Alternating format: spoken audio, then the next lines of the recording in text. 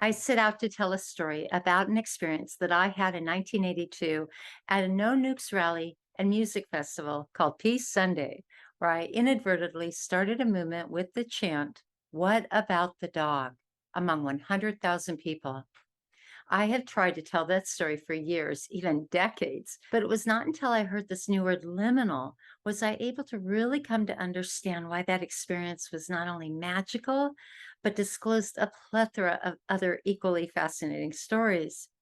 I could not find a framework for what I was discovering as this incredible magic I was now seeing my life experiences in. So I continued to write, and as I did, that philosophy revealed itself to me, comprising of a confluence of tools and skills I learned along the way that made it possible for me to navigate and or give meaning to those adventures. I call that the Liminal Odyssey. My entire life, I have followed the threads and the tug of my heart, which led me into those hardy adventures that I may have otherwise discounted as insignificant. But through this process, I discovered that they were really insignificance. And I don't want a single one of us to step over those thresholds that present themselves to us every day. They may appear at first to be mundane, but they are really miraculous. They are our gifts, our responsibility, and our privilege. One of the things that I love about your book is that it is an adventure, and it's an adventure into that liminal space. And you teach us how to navigate it. I keep going back to the dog. And, what started out as you as an individual, and then two people to make a wave, 100,000 people making that wave. It hit me like a tsunami. And how long has it been? How many years?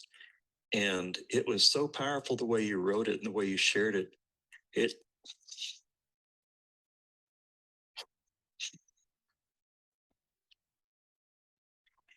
really hit me like it's hit me now. And so, yeah, and that's just the start of the book. That ending to your book, and I don't want people to cheat and go ahead to the ending, but oh my gosh, that is so extraordinary. So extraordinary. And choose love being the ultimate final message. So that, yeah, so that I just it's so profound. It's so real. I mean, I had chills when I was reading it.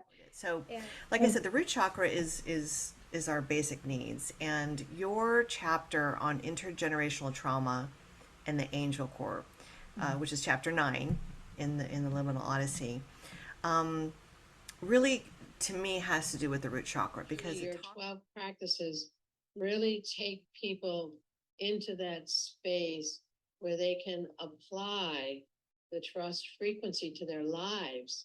And your journey, your book, your life story is such a model of the magic. I call it the magic that happens in that higher frequency. Just pause with that, because even the power of the title and the subtitle, and then the absolutely gorgeous cover art, in itself is like a sacred gift. And so I think oftentimes we like run by or go really fast through even the basics, and even the title, the subtitle, and the cover speak to who you are. When you go to a conference, right, and you are particularly moved by one person, and someone asks you later on, what do you remember? You will only remember their personal story. You won't remember all the points they made, but having your personal story interconnected with the skills, right, is a way for people to desire to want to not just approach, but master the skills.